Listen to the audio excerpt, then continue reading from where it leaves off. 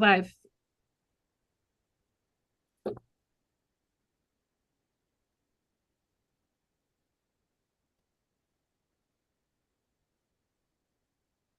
Hello and welcome to the Every Woman's Story with Stonecroft live event. We have something really special for you.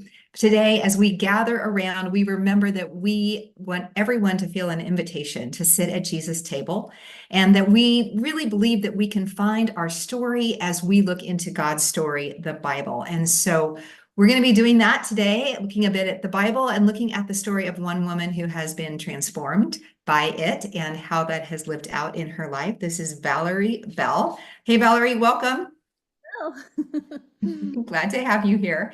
And I am joined by my fabulous co-host, Elisa Cortez Bast. Elisa, how you doing today? Cold, but okay. Okay, how cold? I think we're hovering right around like 20-ish cold. So Yeah. not too bad. Well, but that's kind of a wetter cold than I'm used to in Colorado. So that's really cold. Well, we're going to tell you a little bit about Valerie and then dive right into looking at how she has discovered and lived out her story in God's story. And I first of all just want to say a kind of a personal intro, though. I've had the privilege of having Valerie be one of my bosses, and then I liked her so much, and I loved her heart and passion for God's world so much that when she was no longer my boss, I asked her, "Hey, can we be friends?" And just like kids on a playground, and she agreed. So that was really fun. Oh, Um, friends. So, Valerie is also the author of several books on spiritual formation, marriage, and family, including her most recent, Resilient, Child Discipleship, and the Fearless Future of the Church. She serves as Awana's CEO Emerita and its 2050 Vision Caster. Wow. That means you need to have 2020 eyesight and all the way to 2050, or at least good contacts or something, right? You dream future even if you won't be here in 2050, right? Because let's get prepared for something. We don't know what it's going to be, but we're going to be prepared. You are going to be dreaming and listening to God and following. So we'd love to get to know you, Valerie. And as is our habit, we like to jump in with some kind of this, do you like this? Or you more like that kind of questions? All right. I get the privilege, Valerie, of asking those, and it just gives our watchers, our viewers, a chance to get to know you better. So we're just going to ask if you had to choose morning or evening, this or that. Oh, wow, that's easy. I'm a morning person. My lights are out at night by 9 o'clock usually. And, that's when all the parties are taking place. And I wish they would just have some social event early in the morning when I'm actually bright and awake. So Breakfast parties. breakfast parties, let's make that happen. So definitely morning. For those of you out there, especially for this year, breakfast parties, we can make it a thing. Now, book or podcast? Oh, I'm old fashioned. I like my books. In fact, I love my books. I like to use them and mark them up and, those quotes that I want to save forever and highlight. And yeah, so I'm definitely a book person. I feel like for book people, I'm also a book person, and there's like nothing. It's like the crack of that fresh new book. Like when you feel the binding like click open, and you're like, Yes. And it's like your friend. You have that feeling yes. traveled with this book and it has a precious place on the bookshelf and don't you dare think about putting it in a garage sale. It's my friend. Yeah. Do you, so I have to ask. I would be silly to not ask, but for our viewers and for us, is there a book right now that's next to your bedside, or is there something that you're reading in the mornings? I'm reading an interesting book right now called Misbelief: How Ooh. People Get Pulled into Believing Things That Aren't True. And he was a man who became the object of a national lie about him.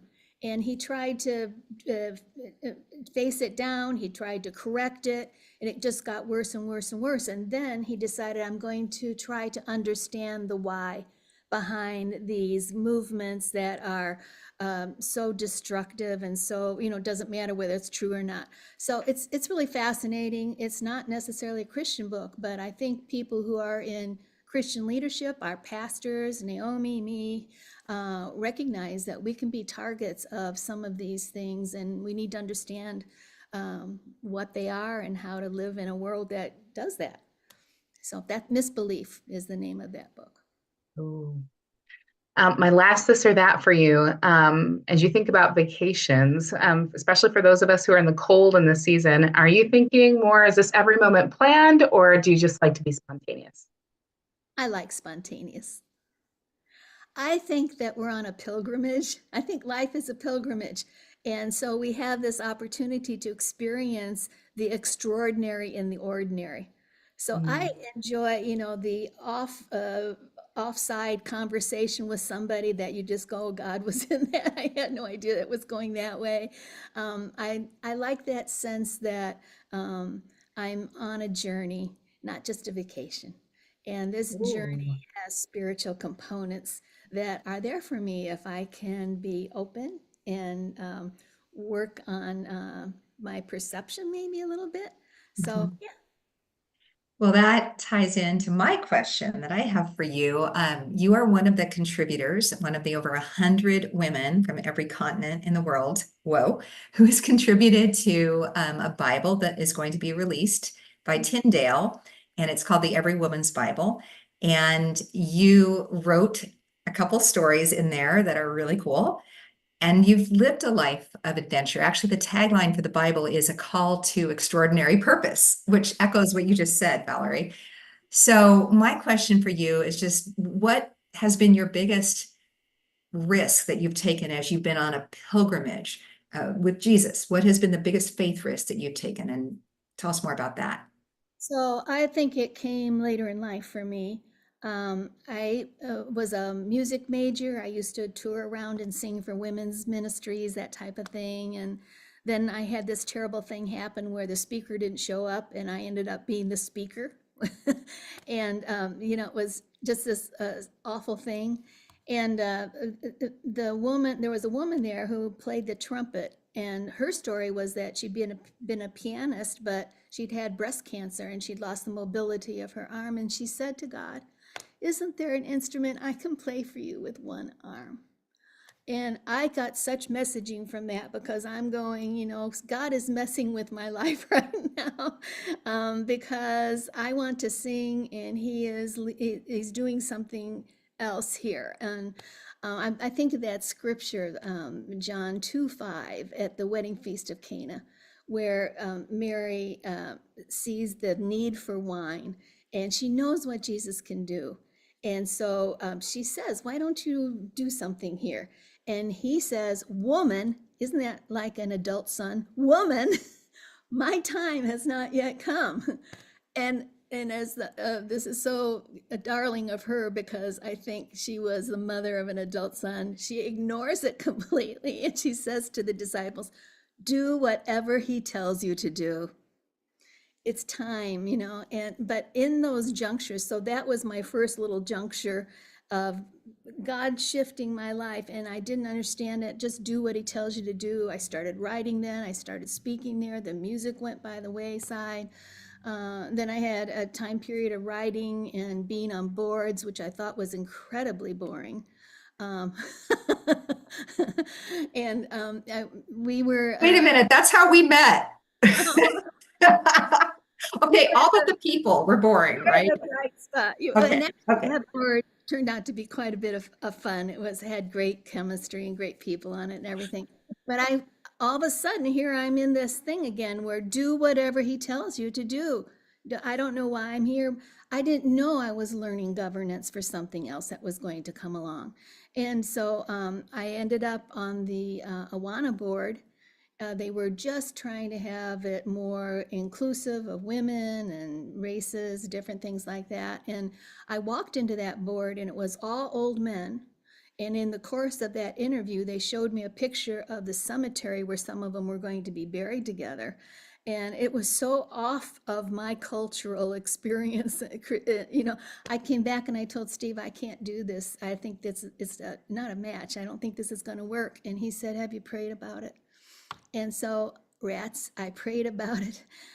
went on that board. It wasn't something I was seeking. Anyway, that ended up being this pathway to another thing that was a juncture that was sometimes has pain. Those junctures sometimes have pain because we're in transition. Just like when we have a baby, they call that really hard part of delivery, transition. So I remember it. this transition ended up with me being the CEO of this ministry and that ministry. And I had no training in that kind of thing. It just pure raw leadership instincts and being a little fearless. So that became a 6-year journey of transitioning. And if I had been, a more rational person, I would have said, no, I don't know how to do this. Why would you ask me to do this? This isn't going to work. But there was this sense that I looked back and saw all these junctures, and I saw that God was taking me someplace. And the place that he was taking me was a woman in leadership of a ministry that was 70 years old in desperate need of transition. And there we were. So I would say saying yes to that part of the journey was probably the most potentially fearful, but also most wonderful thing for me. All of a sudden I made sense. You know what I mean, Naomi? All of a sudden, the things that God had given me in terms of leadership and mental capacity and a lot of that type of thing, all of a sudden there was a home for them. And I knew what God had been doing all those years before. Wow. And that I love what you talked about with the musician who said, well, God, then what can I do with one arm? Yes. Because I don't know. I think many of us feel like we have one arm sometimes. It's like, okay, God, you know what you gave me. So let's go from there. And To do something that doesn't appeal to you at all. You're just working, doing the children's choir or something, and you were trained to do the whole orchestra.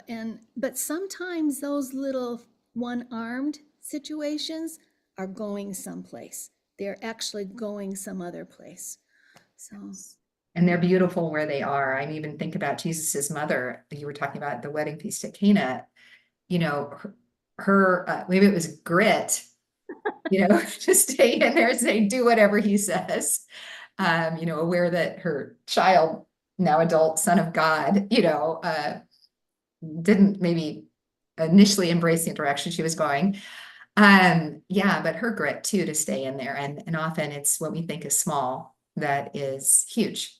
And that is a beautiful part of this. Now, some of the people who are with us I know it's hard to believe, but we don't all know all the organizations in the world. So can you just give us a little idea of when you made that step, like how big is Awana? How many children? How many countries? All that stuff. At this point, Awana is over 6 million children every week globally. And something like 66,000 church partners. And it has the thing that I'm so in love with that ministry, Naomi. And one of the reasons is that we decided to look at 2050 and say, are we doing what these kids are going to need to be able to lead the church and influence the culture? And we recognized that we had to shift what we had been doing. We'd been doing it for almost 70 years. And we decided that we were going to be the disciple makers. We were going to do studies. We were going to understand what are the components of discipleship. What do kids need in order to become lifelong followers of Jesus? We were going to make sure that they didn't come through our programs without those particular areas being addressed, which meant we had to shift some things with the way we were doing it. But I love the irony of that from the children's wing, the call for discipleship is going forth. I don't necessarily hear that in other places where the people are older or they're church leaders or they're, but I'm hearing this now from Ghana, from, all over the world in places where they are calling out the discipleship of the church from the children's wing. So that's very exciting to me. that makes a lot of sense. And to think forward to 2050, maybe in each of our stories. Now, some of us may be, no longer here on Earth, and others would be in their prime. But to think ahead and go, what will be needed? And then how are we being prepared for that now? I think that's really powerful. And I know Elisa is quite passionate about discipleship as well, given that she has been a denominational executive and helped churches figure out new ways to reach out into their community. Lisa, as you hear about this idea of thinking forward and what the future needs to be and how we embrace our part in that story and help others do that, what comes to your mind? Oh, thank you, Naomi. One of the things that that was just, really arresting about what you said, Valerie, is that I heard two shifts in there, that you're asking people to consider a cultural shift in their own spaces, but then actually having to lead the shift from your seat as a leader. That you're asking people to consider a new way of being, but then actually having to move an organization to a new way of being. And so I'm just curious, you talk about coming in as a woman from the outside, as they were wanting to be different or thinking that they wanted to do things differently. And I think about your own story of surrender. We have some other women on this call that are being asked to be change agents in their spaces. What words of wisdom or, what learnings could you say, oh my goodness, this is what it means to be surrendered and obedient in that space? I thank you. That's a great question. I had to have confidence that God had brought me there and that the experiences I had up to that time were all preparation, that I already had what I needed to be able to suggest that we needed to make these changes. Fortunately, this organization, although I didn't come up through Awana, I wasn't Awana, they recognized the need for change. We had a lot of fabulous disciples who were working in this, including at the church level. And we were beginning to see the slippage, with the lack of enthusiasm for children's programming, the Wednesday nights dropping off, the church dropping off. And here's the thing, we got through COVID, which should have just killed us. We got through that. And in that process, God blessed us. We are doing better now than we were before COVID. And I'll tell you this one thing. I'm trying to say that God does this. I'm trying to tell you I didn't do it. But this, I'll give you this one example of that. The Africans came to me before COVID and they said, you know what's happening in Africa? The Middle East oil money is coming in. They're building schools free if you just go to mosque. Well, what poor family can say no to that? So it was really the way of recruiting. And that disturbed me so deeply. I started telling God how to solve the problem. I'm really good at telling God how to solve the problem, and which he ignores usually completely. But I said, why can't Christian organizations come together and have one strategy? Why are we doing all these one-off things that really don't lead anything anywhere? Why can't we work together? And of course, I was thinking build churches with schools, just like they were doing. I didn't know that God had a plan, and this was the plan. 2 school teachers in Zimbabwe, elementary school teachers, came to our equipping and training, got trained. They went back to their school, their public school, and brought Awana with the Bible memorization, everything into their school. And within a year, that school had turned around so drastically that the educational minister, the head of education in Zimbabwe, came to look at it. And after she saw it, she said, I want this in all the public schools of Zimbabwe, which we are in the process of doing. Compassion, remember I said, why don't we work together? Compassion was so excited about this. They had never seen this kind of missional opportunity, that they helped fund the beginnings of it for us. And so we didn't have to build one church. We didn't have to build one school. They were already there. And now there's something like 7, 8, or 9 other countries waiting in line for us to come. And if we can fund that, that's 31 million children who will have come through. And I'll tell you, that could change the future of 2050 in Africa. So I had enough of a taste. I mean, I could talk like that for a long time about different things. I had enough of a taste of God with us that I never felt like this was my burden or I had to prove myself. We just had to sit back and watch and see what God was doing. And it I was love that. The with God. Some people call that the with God life. And even in that story, I hear the surrender of noticing that your plan wasn't the plan that was unfolding, that God was doing, and being able to surrender it. How you mentioned that it made it easier, that you really felt called. And I relate because in the couple of times I've served as a CEO now of Stonecroft Ministries, and when you and I met, it was at what was then called MOPS, the Momco by MOPS now. There was a significant call and a cost.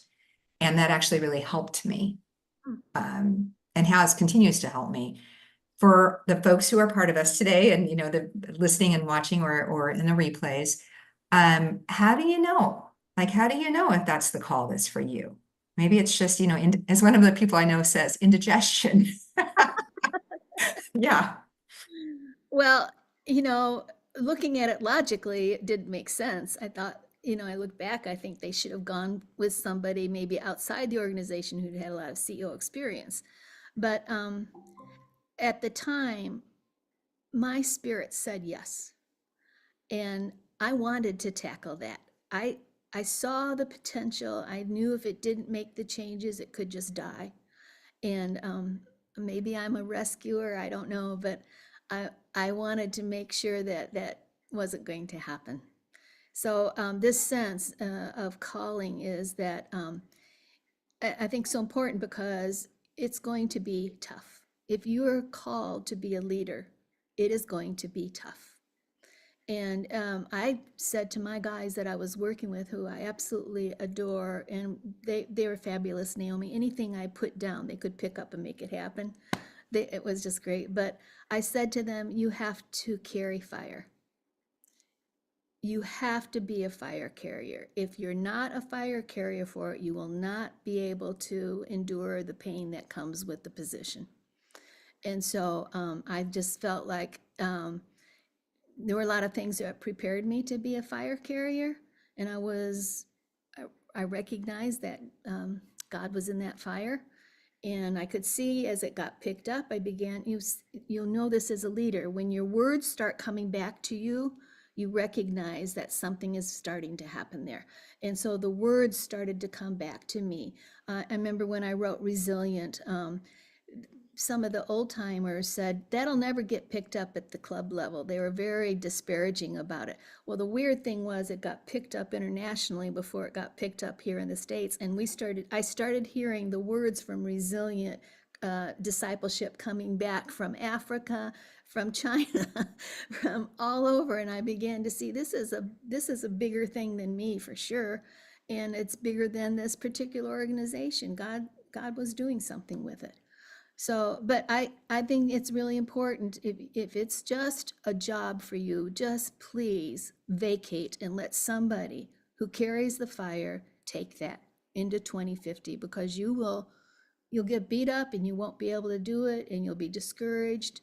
And if you don't know how to carry the fire, get around some people, other leaders who are passionate about the Lord's work, who are passionate about what they do. Because passion is very, we catch it from each other, right? Yeah. Valerie, it's the first time I've ever heard somebody use the term carrying fire. And so I think both Naomi and I are curious about that. As I think about when people think about the sense of calling and like, oh, God has called me to something, or he's called me to do something extraordinary that's outside of what feels ordinary for me. I would say it tends to feel a lot like, bells and whistles and bows and rainbows. And most people wouldn't say, oh, it's like carrying fire. So I'm just curious, like, as people think, our listeners think about, like, what does it really mean to live into extraordinary purpose? How does that idea of carrying fire, and then where is God in that? For some people, it may be like, if this is painful, can this really be the Lord? Mm-hmm. my husband has this thing that he says, and they always would say to him, don't spell, because with his teams, he would say, I know this is HARD. This is not FUN. It's not VACATION. It's WORK. That's why it's HARD. His team would say, don't spell. Don't spell. And in a sense, I think that's true, that we have a lot of HR comfort. We have a lot of pro-employee things, and I'm not putting those things down. But it comes to the point where a person has to go, you know what? If this ship goes down, I'm going down with it. And, I will be the one that people blame. I will be the one that looks like she killed it. But I am sticking with this, until the Lord releases me. And I would say that to my team too. They were some at the beginning kind of young careerists. And I would say to them, this is not career.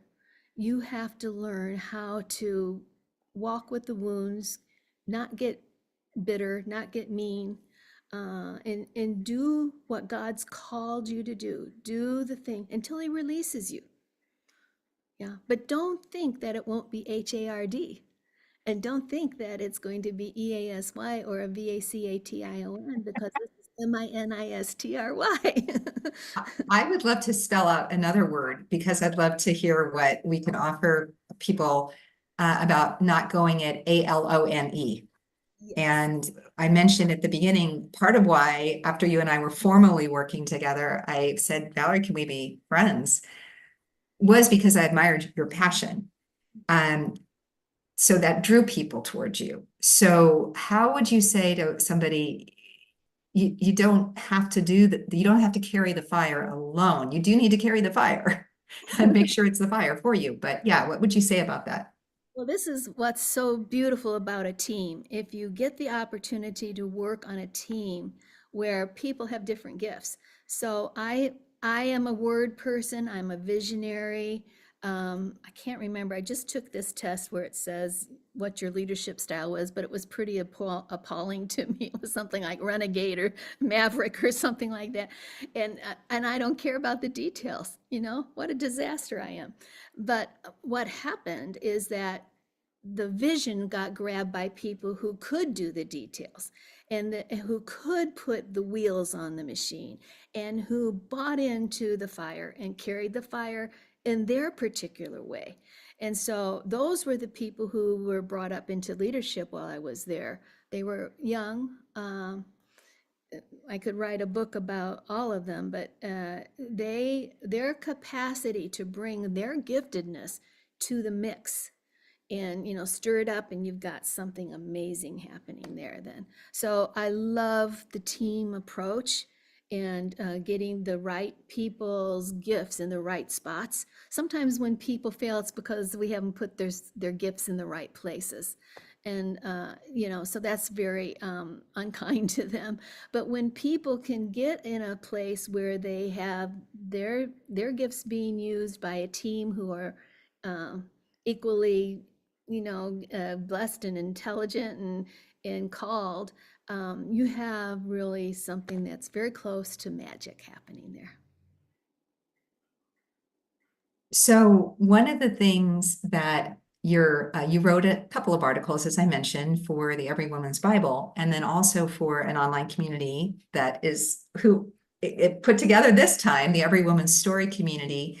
And you wrote about how you apply leadership. Really, what you were doing was how you apply leadership to your own family and generations of your own family, and helping, in this case, your grandchildren know the people they belong to, so they're not alone, and then also the God that they belong to. And, I think about, we were talking about boys, Mary with Jesus, you have two sons, who I think both have children now. And I have one son married, that's his stage. And then Elisa has two sons who are elementary and middle school. Is that right?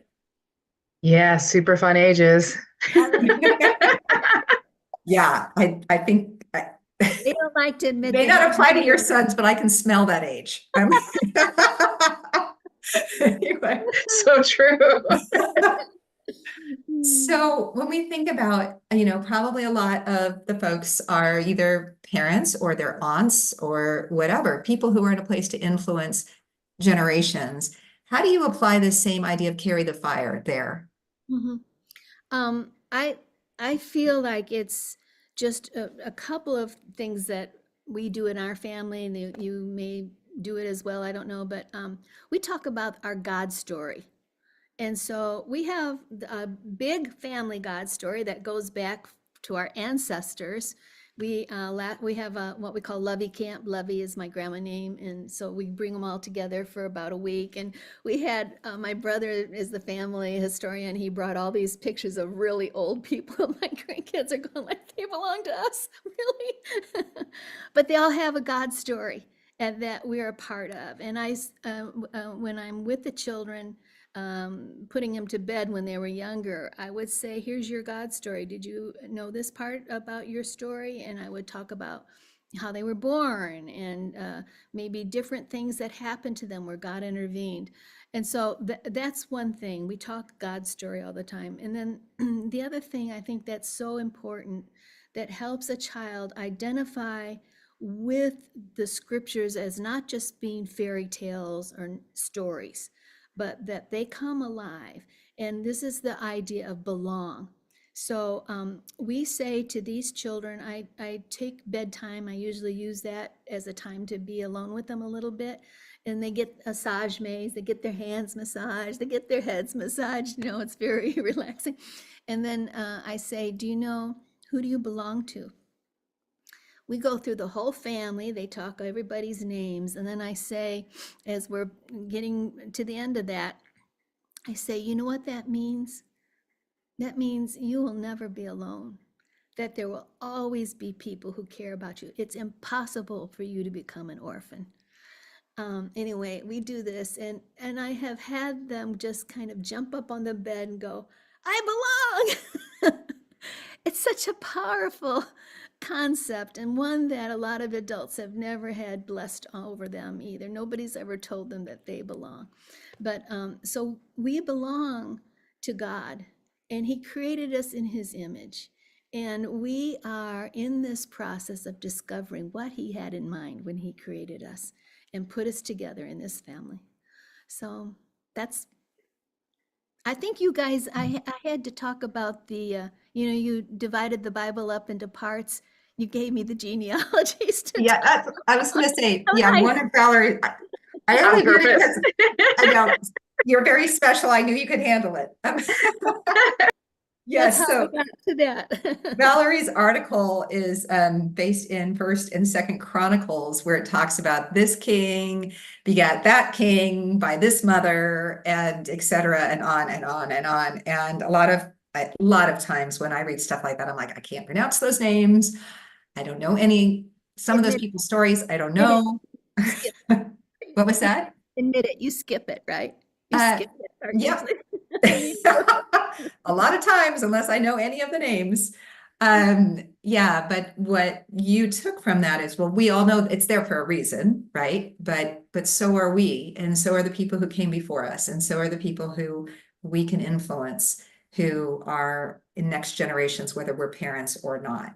And so I love that you belong and you're never going to be alone. Oh my goodness. So we have a little practice we like to do of choosing some hashtags.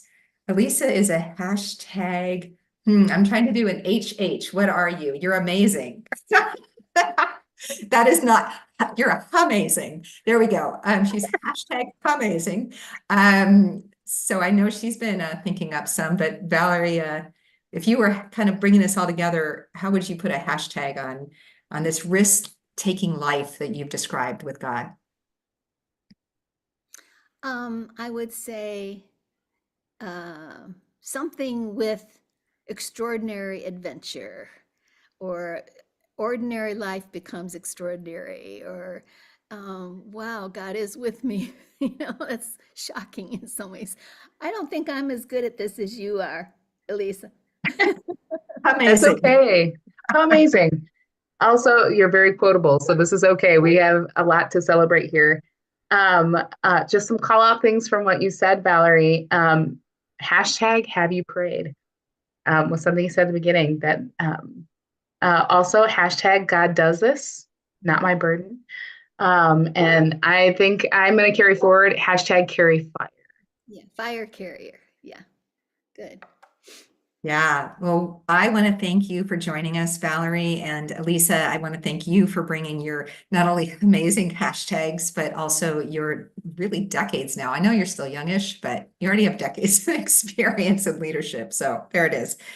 And for everyone who has been part of this, this is Every Woman's Story with Stonecroft, where we really believe that every person has a seat at Jesus' table and that we can find our story, the adventure, the ordinary to extraordinary adventure that Valerie has lived and described as we dig into the words of God in the Bible and discover there what life is meant for.